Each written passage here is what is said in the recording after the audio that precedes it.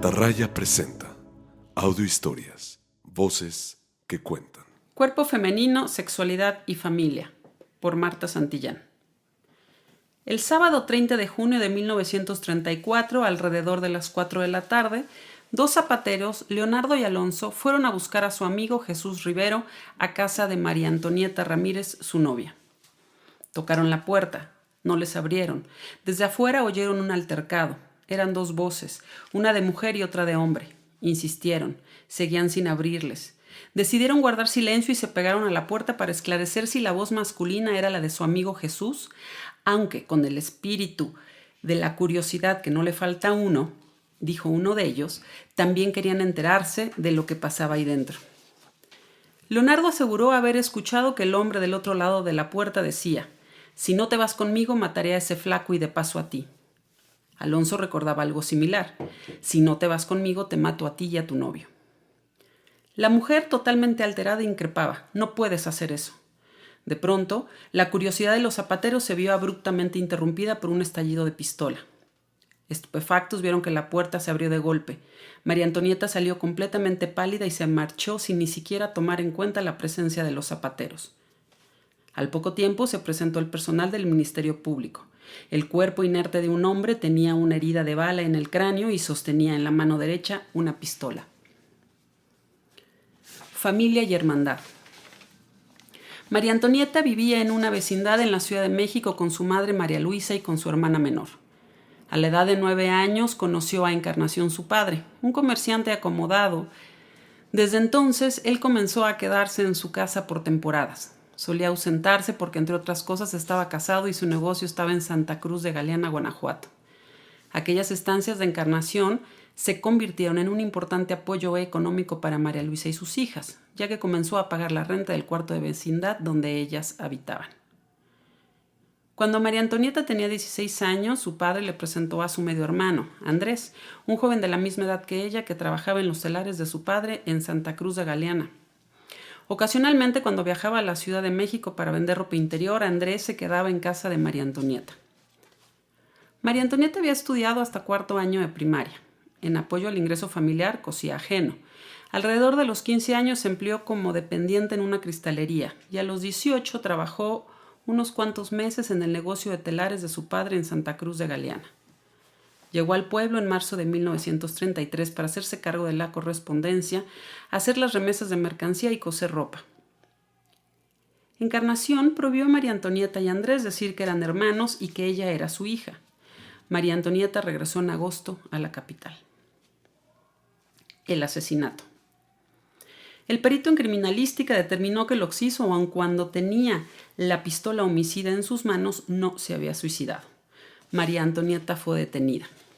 Aquel sábado 30 de junio de 1934, por la tarde, María Antonieta y Andrés se quedaron solos en la casa. Él aprovechó la ocasión para insistirle enérgicamente a su hermana lo que llevaba más de un año pidiéndole: que se fuera a vivir con él como su mujer. Además, le aseguró que mataría a Jesús, su novio, si la volvía a ver con él. María Antonieta, por todos los medios posibles, trató de ser amable y razonable con su hermano, pero él no cambiaba su actitud y continuaba intimidándola.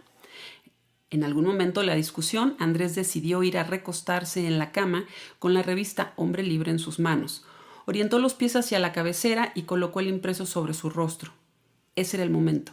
María Antonieta comprendió que no podía perder aquella oportunidad. Estaba enfurecida, fuera de sí, y según sus propias declaraciones, dispuesta a terminar de una vez con la situación en que Andrés la había colocado.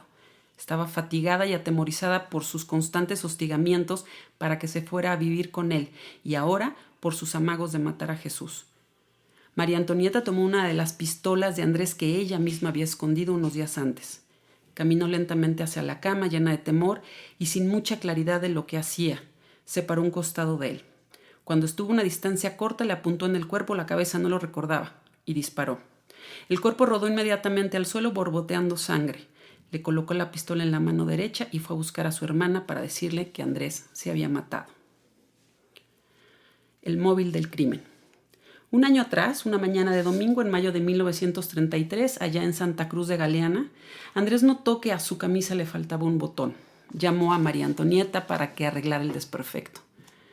Desde que ella llegó al pueblo para trabajar en el negocio de telares, atendía a su hermano en todo lo relacionado con cuestiones domésticas, así que acudió de inmediato a su llamado. Al devolverle la camisa arreglada, su hermano se la puso enseguida, la abrochó y con una sonrisa traviesa comenzó a jugar de manos con ella. En medio de las risas y el manoteo, él tomó un cordón grueso y le amarró las manos por detrás de la espalda. Acto seguido, Andrés la aventó con fuerza al suelo, le alzó la falda y comenzó a aflojarse los pantalones. En su declaración ante el juez, María Antonieta fue lacónica pero clara. Al notar ella lo que él pretendía hacer, le suplicó y le tiró de puntapiés para evitar la violación. Gritó tan fuerte como pudo, pero Andrés no se detuvo. La dominó y la deshonró, dijo categórica. Por supuesto que pidió auxilio, aseguró, pero todos los vecinos se habían ido a misa. Finalmente Andrés se detuvo, se incorporó y le pidió que se fuera a vivir con él. María Antonieta, tirada en el suelo, así como la dejó Andrés, sintió que el odio se sembraba en ella. El silencio. Tras haber sido abusada sexualmente por su hermano, María Antonieta optó por guardar silencio y encontrar la manera de irse lo antes posible de Santa Cruz de Galeana para alejarse de Andrés. Además de verlo a diario y seguir atendiéndolo, debía sortear sus constantes invitaciones para que hicieran vida marital. Llena de vergüenza y culpa, decidió no contarle a nadie lo sucedido ni denunciar ante las autoridades la agresión que sufrió por parte de su hermano. En aquellos años, la violación era un delito escasamente denunciado. Durante la mayor parte del siglo XX, las cifras oficiales muestran la existencia de pocas denuncias penales y más reducida era aún la relación porcentual entre acusaciones y sentencias. Varios motivos se entrelazan en esta arraigada cultura de la no denuncia o fenómeno del silencio que atravesó todo el siglo XX y transitó al XXI. Por un lado, las escasas denuncias se han debido a la poca efectividad judicial. El historiador Pablo Picato ha mostrado cómo durante las primeras décadas del siglo XX, en muchas ocasiones en que las jovencitas fueron víctimas de violación, los parientes optaron por modificar la acusación por el delito de estupro, ya que ello aumentaba la posibilidad de negociar al menos un casamiento entre el agresor y la chica agraviada, lo cual restituía socialmente a la mujer tras haber perdido la virginidad. De acuerdo con el Código Penal de 1931, cuando un hombre tenía relaciones sexuales sirviéndose de seducciones y engaños con una mujer virgen menor de 18 años, casta y honesta, era castigado entre 1 mes y 3 años de prisión por estupro. Sin embargo, si la víctima retiraba la acusación o el agresor se casaba con ella, cesaba la acción penal. El estupro se mantuvo redactado de esta forma hasta 1991. En cambio, por violación, se castigaba la cópula violenta con un mínimo de 1 año de prisión y un máximo de 3 u 8 si la víctima era impúber. Por otro lado, y no menos importante, denunciar un abuso sexual implicaba hacerlo público. El silencio femenino en torno a la violación se imbricaba con el estigma social, la culpa y la vergüenza. Las mujeres violadas solían sentirse responsables de la agresión padecida, al tiempo que se consideraban a sí mismas menos valiosas por haber sido ultrajadas. Máxime si en el acto perdían la virginidad, tal como le sucedió a María Antonieta, quien aseguró que antes de la violación ella era señorita y por tanto con un futuro prometedor, el matrimonio con Jesús, que veía derrumbarse. Tras la agresión sexual de su hermano, María Antonieta, callada y sin decir nada, ni a su propia madre para evitarle un disgusto, dijo, fue que regresó a la Ciudad de México 2 meses más tarde. Al volver, María Antonieta terminó definitivamente la relación de noviazgo con Jesús. Este no supo más de ella hasta que tiempo después se la encontró en la calle. Entonces le pidió a María Antonieta que se casaran. Jesús le contó al juez que ante su insistencia María Antonieta le reveló que le había deshonrado en Santa Cruz su hermano Andrés, cosa que él no creyó. Como sea, continuaron con el noviazgo siempre en forma honesta, aseguró Jesús, es decir, sin tener sexo. Fue por los periódicos que él se enteró que su novia había matado a su hermano y comenzó a sospechar que lo que le había dicho su enamorada muy probablemente sí era cierto. Pero el silencio no solo lo guardaba María Antonieta. Unos meses antes del homicidio, María Luisa, su madre, recibió una carta de Encarnación que le disgustó mucho. Además, él dejó de pagarles la renta. A partir de entonces, María Luisa le pedía constantemente a Andrés, sin mucho éxito, que no se quedara más en su casa. Encarnación, en una declaración ante el juez, no reconoció la violencia sexual de su hijo sobre su hija y aludía a ello como lo que pasó entre los dos hermanos. Aseguró que en aquella carta no se refirió a semejante cosa, pues ignoraba lo que había sucedido. En las declaraciones tanto de la madre como del padre, no se hizo explícito el tema de la relación sexual como un asunto de abuso de Andrés sobre María Antonieta. A lo mucho se hablaba de que él la había deshonrado, es decir, que ella había perdido la virginidad en el acto, sin explicar violencia de ninguna índole. No se decía abiertamente que él la había violado. Ambos padres se expresaban como si lo sucedido hubiese sido más bien un acto sexual consensuado, un acto incestuoso. Entretanto, los diarios que se ocuparon del caso presentaban a María Antonieta como víctima de un trágico destino. Un padre que la había abandonado y puesto en los brazos de su verdugo, decían. Se referían a la violación como un evento en el que el hermano seductor la había deshonrado o bien como un impresionante drama de amor y de odio. En particular, el diario Excelsior, de los más conservadores de la época, dio seguimiento a la noticia durante 5 días y en ningún momento se tocó el tema del abuso sexual intrafamiliar, ni se utilizaron las palabras violencia, abuso, sexo, incesto o afines. Por su parte, los juristas en sus reflexiones sobre la violación, el incesto o cualquier otro delito sexual trasladaban el asunto al terreno de la patología individual. El mutismo era general. El silencio en México ante la violación ha sido indudablemente social y político, pero el silencio, también social y político, en torno al abuso sexual intrafamiliar es aún más férreo. Ello va de la mano de una falta de credibilidad a la víctima. María Eugenia Sánchez Calleja, quien ha estudiado la prostitución de menores a través de procesos del Tribunal para Menores durante la posrevolución, da cuenta de que el abuso sexual de las chicas por parte del padre, padrastro u otro varón de autoridad en el ámbito familiar era una práctica bastante común y silenciada en la medida de lo posible por los mismos familiares. En realidad, la virginidad de María Antonieta fue la cuestión medular que articuló el proceso judicial por homicidio. Encarnación dijo que su hija era una muchacha seria y honrada y nunca supo que cometiera ligerezas. La madre aseguró que ni siquiera llegó a tener sospechas de lo que había pasado entre María Antonieta y Andrés en virtud del parentesco que había entre los dos muchachos. Sostuvo ante el juez que su hija siempre había tenido un temperamento tranquilo y observaba buena conducta. El agente del Ministerio Público solicitó a la Corte Penal que María Antonieta fuese castigada por homicidio calificado. Consideraba que ella había obrado, argumentó, a traición, empleando no solamente la alevosía, sino también la perfidia, violando la fe y seguridad tácitas que Andrés debía prometerse de ella por sus relaciones de parentesco que son las que inspiran confianza. El 13 de abril de 1935 se dictó sentencia. Los jueces de primera instancia consideraron que María Antonieta actuó con alevosía y ventaja, puesto que Andrés estaba recostado y distraído con la revista cuando ella le disparó en la cabeza. La sentenciaron a 13 años de prisión, la pena más baja por homicidio calificado. La defensa apeló. Patriarcado y delitos sexuales.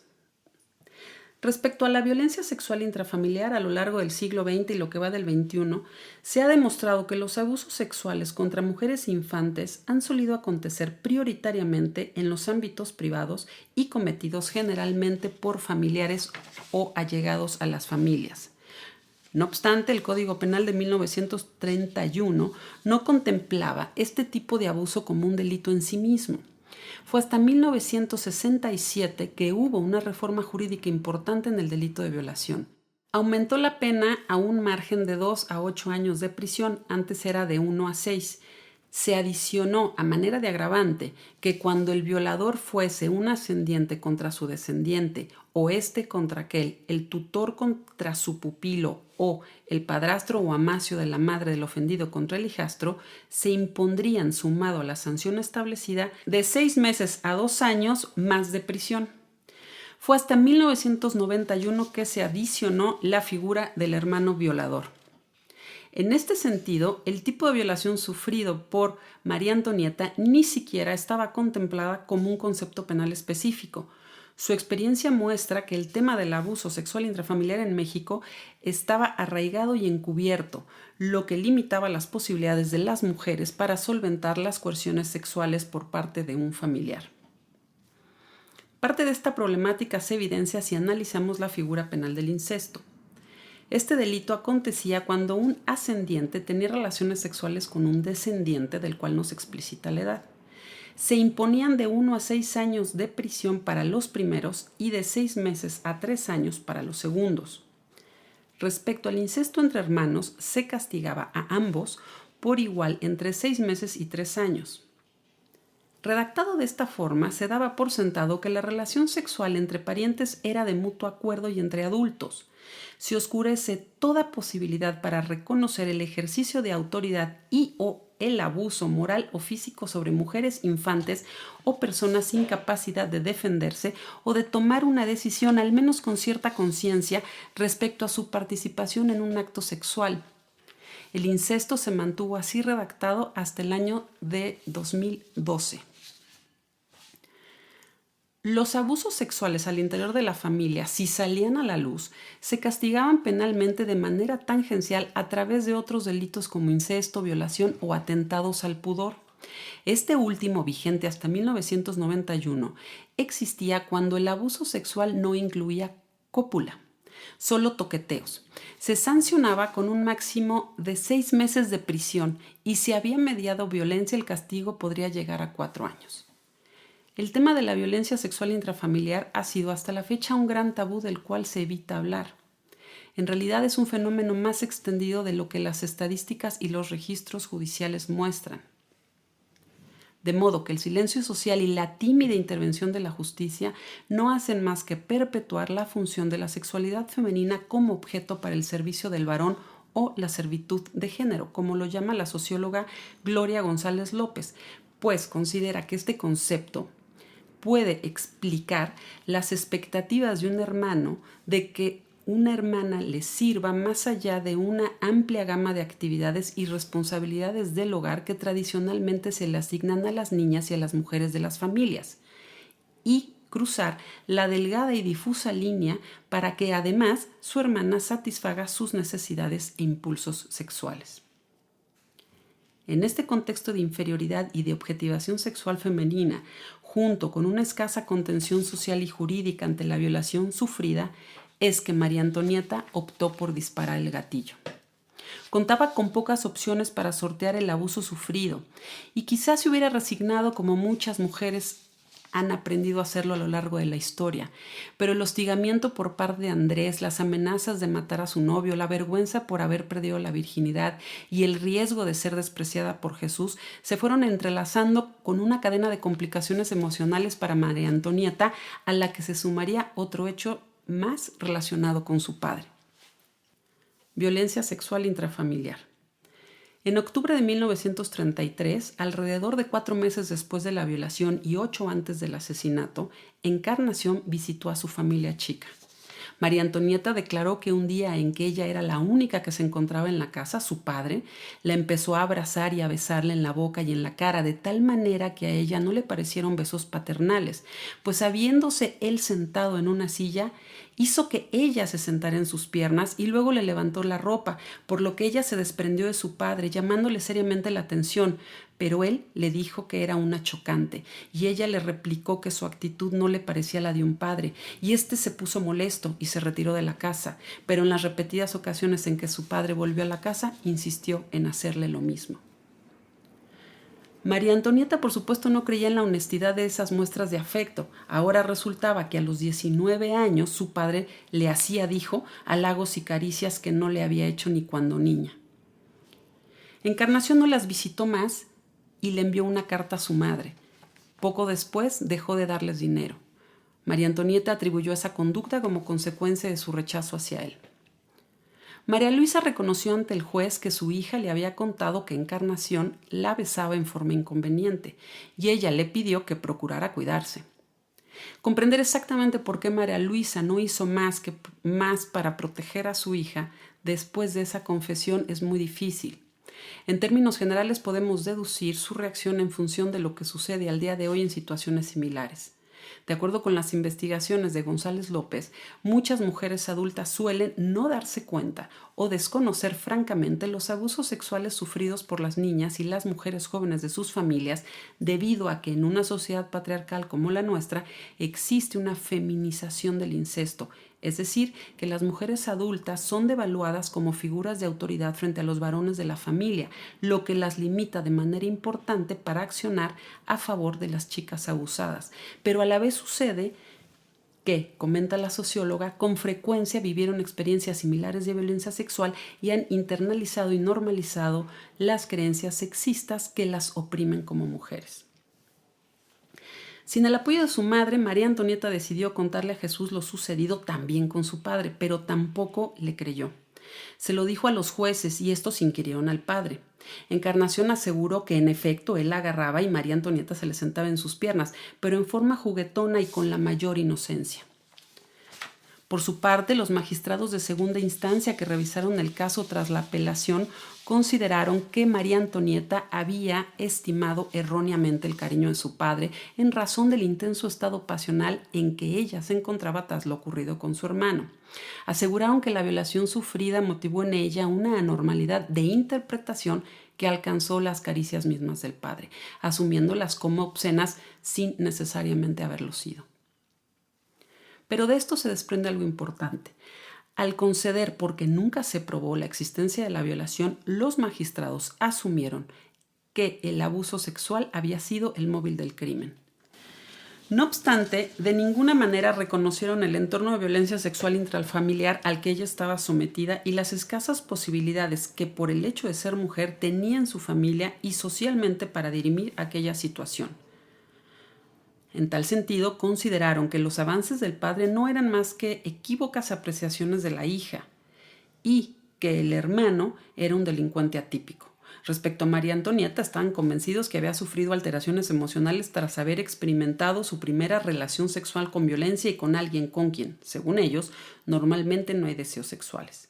Visto así, su reacción homicida fue entendida por los juzgadores más bien como del orden biológico antes que del personal y social. De esta forma se omitía, una vez más, la existencia de la violencia sexual intrafamiliar como un problema social estructural y, por tanto, típico. Para los magistrados, la violación perpetrada por Andrés fue simplemente una excepción odiosa a la norma sexual, y el homicidio de María Antonieta una reacción pasional desenfrenada que no la autorizaba a matar. La justicia y la salud mental. Desde el inicio del proceso penal contra María Antonieta, sus abogados defensores manejaron la hipótesis de que ella se encontraba totalmente presa de un miedo grave y en un estado mental alterado al momento de disparar el arma. Pero este argumento debía demostrarse científicamente. Para ello se le hicieron durante la primera etapa del proceso un estudio psicofisiológico y otro psiquiátrico que jugaron en su contra. En ambos peritajes se consideró que ella era una histérica con deficiencias hormonales, pero que tenía plena conciencia de sus actos, incluso en el momento del homicidio. Por ello, tras la sentencia por homicidio calificado, la defensa solicitó que se realizara un tercer estudio. Los psiquiatras encargados del tercer dictamen consideraron que María Antonieta era, en su defecto, una histérica. No obstante, consideraron que ella era una persona anormal, quien al haber estado expuesta a un conjunto de emociones complejas, mentalmente se fue desequilibrando hasta el colapso emocional. Con este estudio, sin reconocerse la existencia propiamente de la violencia sexual intrafamiliar, se apreciaba al menos que María Antonieta era presa de estados emocionales perturbados provocados por la violación, a lo que se sumaban los acosos de su hermano y de su padre, estados emocionales que desembocaron directamente en el homicidio, el cual cometió, según su evaluación, en un estado de conciencia obnubilada. De ser así, María Antonieta no era penalmente responsable. Con aquella nueva mirada psiquiátrica, el proceso penal se complicó.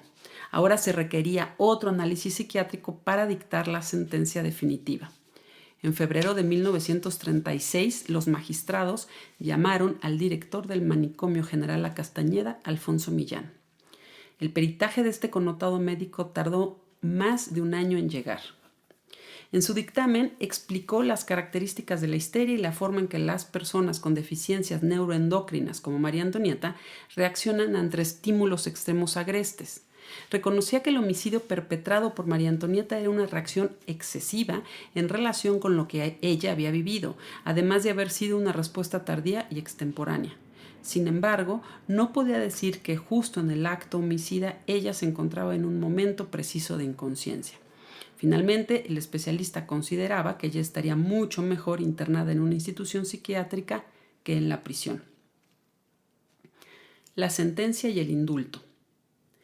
María Antonieta estuvo 5 años y 4 meses en prisión preventiva esperando sentencia definitiva.